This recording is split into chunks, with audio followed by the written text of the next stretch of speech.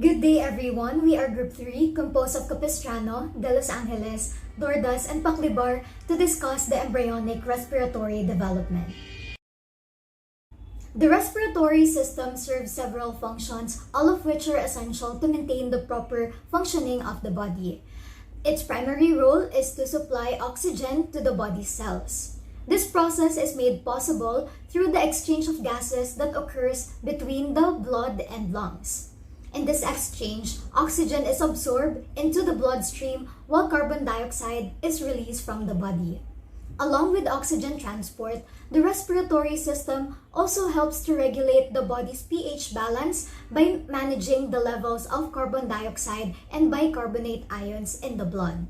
Furthermore, the respiratory system plays a crucial role in protecting the body from foreign particles such as bacteria and thus by filtering them out of the air before it reaches the lungs. As was mentioned, the respiratory system serves quite a lot of functions, but mainly it serves to regulate the oxygen carbon dioxide flow in our system, which, as we all know, is very important and vital for living. The respiratory system is one of the systems that maintains homeostasis in our bodies, and as we all know, breathing is essential. Thus, it is important to have a well functioning respiratory system, and that is achieved through its normal development. The development of the respiratory system in the vertebrates is a fascinating process that begins during the embryonic stage, which lasts from fertilization to the end of the 8th week of gestation. It all starts with the endoderm layer, which gives rise to a simple, undifferentiated tube known as the foregut.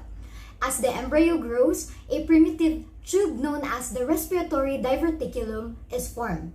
Now, at around 4 weeks of gestation, the respiratory diverticulum starts to grow and branch out, forming two long buds that will eventually give rise to the left and right lungs. As development progresses, the long buds divide into smaller bronchial buds at weeks 6 and 7, and these buds continue to divide into smaller and smaller airways until the terminal bronchioles are formed.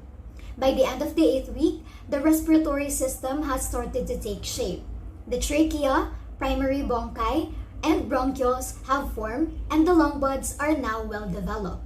It is also during this time that the diaphragm, a muscle that is essential for breathing, begins to form.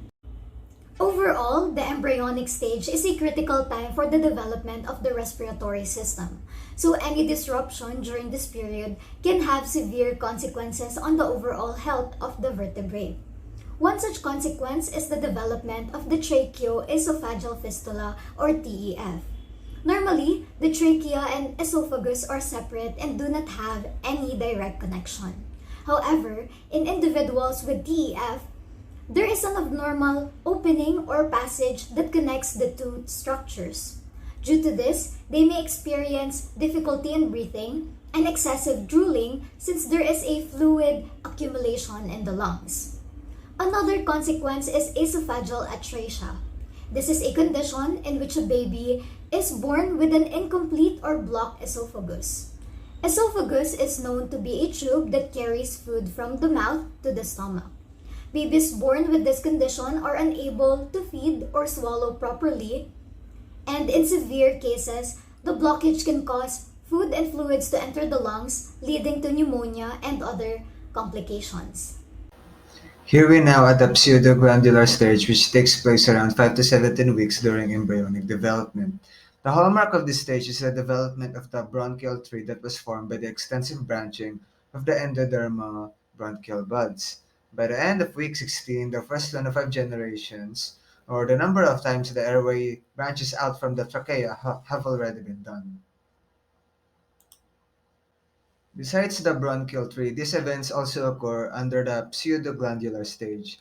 The cilia formation of the columnar epithelial cells, intrapulmonary arteries formation from the splantiopleuric mesoderm, and the surfactant secreting alveolar type 2 cells formation from the bronchial epithelial cells. At the end of the pseudoglandular stage, the respiratory tree's conducting zone has already been developed, combined with its arterial system, cartilage, and smooth muscle. But note that there are still no alveoli formed in this stage. This is also why this stage is called pseudoglandular, because from afar you expect that alveoli, that consist of alveolar sacs and ducts, are already formed, but no, it is only consisting of the branches. Hence, infants, if born during this stage, cannot breathe and sadly just die. When there are abnormalities during the pseudoglandular stage, these are some complications that are expected to happen. First is RDS, or respiratory distress syndrome, that occurs due to underdeveloped alveolar type of cells which are unable to produce enough surfactant to keep the alveoli open. Second is pulmonary hypertension, which occurs due to abnormalities in pulmonary blood vessel development. And third is asthma, that occurs when there is a reduced branching of the airways, which can lead to a higher airflow resistance and thus making it more difficult for airflow in the lungs. And this leads to the airways being more sensitive to inflammation triggers such as dust or pollen. The third developmental stage of the normal respiratory system is the canalicular phase. This phase takes place from the 16th to the 24th week of gestation. At this time, the gas exchanging portion of the lung is formed and vascularized, and there is a decrease of interstitial tissue and growth of the capillary network as the channels take on a more complex, irregular pattern. This growth of capillaries beneath the epithelial cells lining the primitive gas exchanging channels is the first morphological evidence of this phase of differentiation because it is what causes the differentiation into type 1 pneumocytes at about the 20th week of gestation. This differentiation is one highlight of this stage because type 1 pneumocytes are the ones ultimately responsible for gas exchange. Moreover, they are the primary structural cell of the alveolus, and gas exchange will occur across these very thin membrane like cells. At about the same time, lamellar bodies with surfactant synthesis also begin to form in the cytoplasm of the cuboidal type 2 pneumocytes lining the distal epithelium. These lamellar bodies are important because they function in storing pulmonary surfactant prior to exocytotic release into the alveolar space. It is also worth noting that there is little differentiation of type 2 pneumocytes into squamous type 1 pneumocytes, which will later form the structural epithelium of alveoli. Then again, it is worth noting that the major activities in this stage are the enlargement of the bronchi's lumen, the vascularization of the lung tissue, and the development of the respiratory bronchioles and alveolar ducts from the terminal bronchioles. By the end of the canalicular period, structural development of the lung has progressed to the point where gas exchange is possible. Infants born at the end of this stage may survive if given intensive care, since some respiration is still possible due to the development of the gas exchanging parts of the lungs, as I have previously mentioned. However, if born in the earlier part of the stage, may not survive because of the insufficient production of pulmonary surfactant produced by type 2 pneumocytes and the lack of surface area for gas exchange, they frequently do not survive. One compilation caused by an abnormality in the canalicular stage is pulmonary hypoplasia, which is characterized by incomplete development of the lungs that can affect the overall development of the child. It can be either primary or secondary to other congenital anomalies and usually leads to severe respiratory insufficiency in the fetus because it impacts lung growth, bronchial branching, cartilage development, acinar complexity, and capillarization. However, it is worth noting that the risk of pulmonary hypoplasia is much decreased by late canalicular stage, with higher risk of pulmonary hypoplasia associated with earlier insults. Additionally, another abnormality is oligohydramnios, whether related to real anomalies or loss of amniotic fluid, which is often associated with lung hypoplasia during this period. The terminal sac or saccular stage lasts from week 26 until term.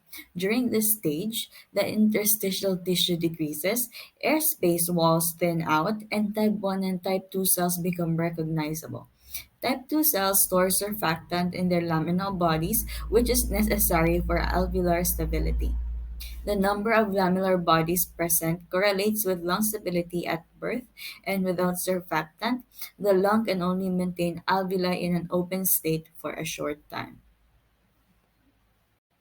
So these are the major developmental activities that happens in the saccular stage. First, we have the expansion of the gas exchange area, we have the development of the primitive alveoli, and we have the formation of the basement membrane. So if we can look at the second picture, here in the inner linings of the alveoli, we can see that from cuboidal cells that line the inner lining, they develop into thinner type 1 pneumocytes that are squamous in nature and are more specialized in gas exchange.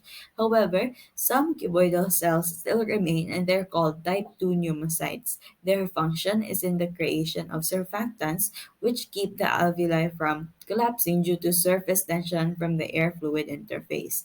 Aside from this, more respiratory bronchioles also branch out in order to make more alveoli as seen in the first picture.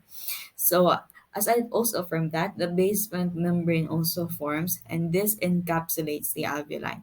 The number of pulmonary capillaries also increases and gets near the alveoli for more efficient gas exchange. So, at the end of the stage of pulmonary development, the lungs have reached the stage where they are capable of gas exchange.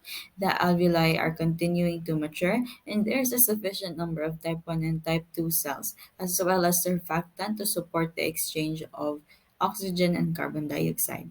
The lungs continue to develop and mature after birth, but the saccular stage marks a significant milestone in pulmonary development. The alveolar stage occurs at around week 36 up to 8 years old past birth. The main characteristics of this stage are the functioning alveolus that is connected to an alveolar duct and contains type 1 cells that are in contact with pulmonary capillaries. They also have surfactants produced by type 2 cells and has pores connecting them to adjacent alveoli. And the interstitial capillaries are exposed to two alveoli simultaneously, and the air-blood interface consists of a thin basement membrane, the type 1 cell, and the pulmonary capillary endothelium. So these are the three major developmental activities that occur in the alveolar stage. First, there's continued maturation of the alveoli, there is continued branching of bronchioles, and there's the formation of the septum. So first, we have the continued branching of bronchioles in order to make more alveoli in this stage. Yet the defining feature is the septa, which partitions the alveoli into many walls. The purpose of this is to increase the surface area of the alveoli, which, as we all know, is important for more surface area is equal to more space for gas exchange. Aside from that, having the septa also contributes to the maturation process of the alveoli. The basement membrane is also thickened in this stage and the number of pulmonary capillaries is increased.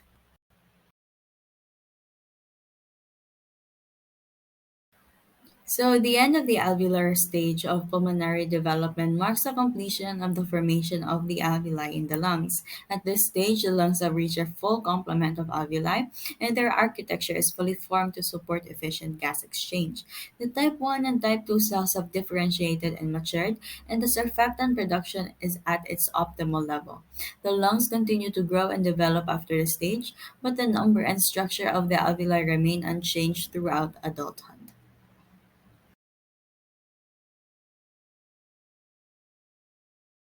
So, in the event that there is an abnormal development that occurred in the saccular or even the alveolar stage, these are the conditions that may arise. So, we have first the BPD or the bronchopulmonary dysplasia, which is a chronic lung disease that primarily affects premature infants. It is caused by damage to the developing lungs from mechanical ventilation, oxygen toxicity, or even inflammation.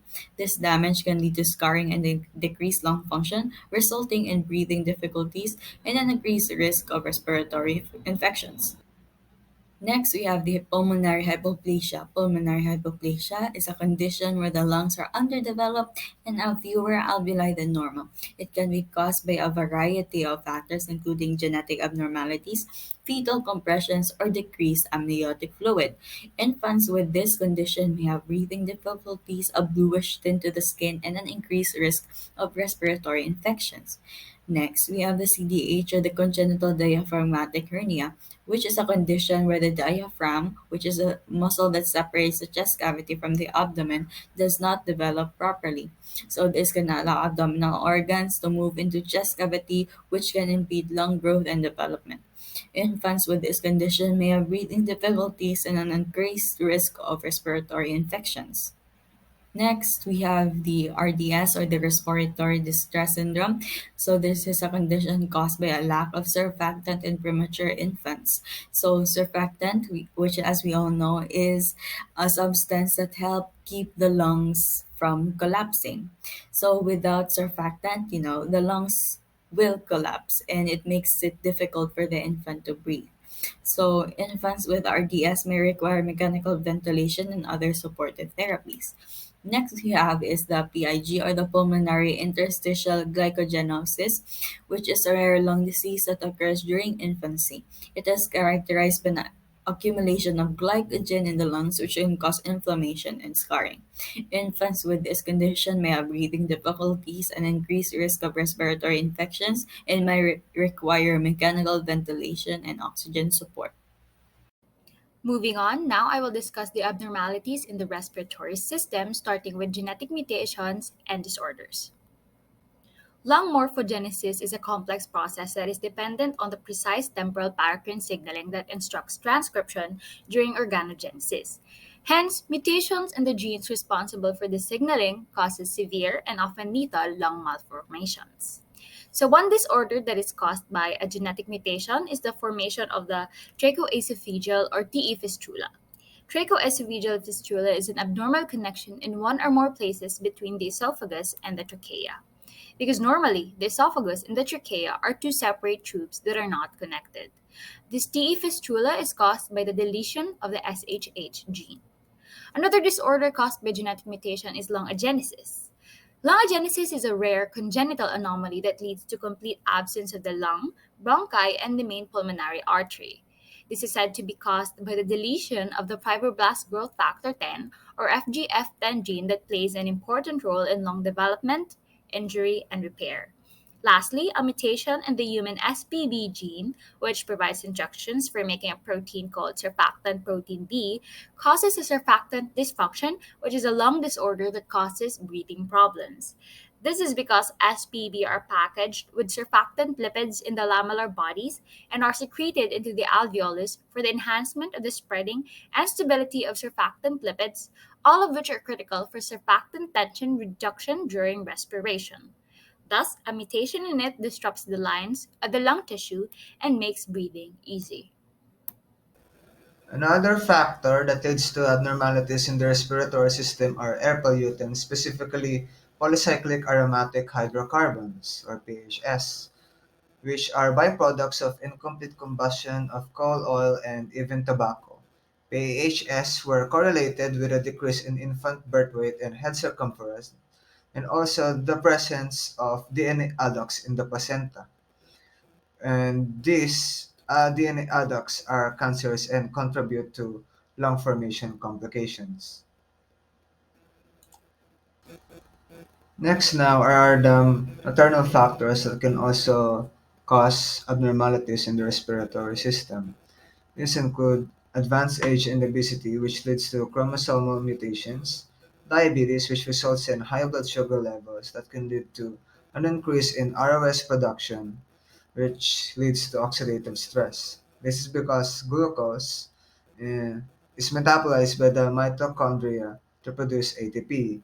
However, the byproducts of this process leads to the formation of reactive oxygen species. Stress can also constrict blood flow, resulting to reduced nutrient supply for the development of the lungs and hormonal imbalance. Um, Example presented in the image here focuses on the nervous system, but in the study of Seaborn et al. 2010, they stated that the presence of more alveoli surface area in females is larger than males, and this is estrogen related. So, less estrogen results in less alveoli for the embryo. Now that we know the different abnormal conditions in the development of our respiratory system, here's the different interventions done with the latest technology we have today. It is important to note, however, that diagnosis and treatment of abnormal respiratory system development depend on specific condition and its severity. Now, for diagnosis, the following technologies are utilized in order to catch the abnormalities. We have the medical imaging technologies, which are the ultrasounds, the x-rays, and the CT scans. Next is we have the genetic testing. As for the treatment, so far, these are the approaches utilized in modern technology. First is the mechanical ventilation, second, oxygen therapy, lastly, medication. A few examples are bronchodilators, corticosteroids, and diuretics. In some cases, surgery may be necessary to correct structural abnormalities or improve respiratory function. Early detection and intervention can improve outcomes for infants and children with respiratory system abnormalities. Treatment plans are typically developed by a team of specialists, including pediatric pulmonologists, neonatologists, and other healthcare professionals.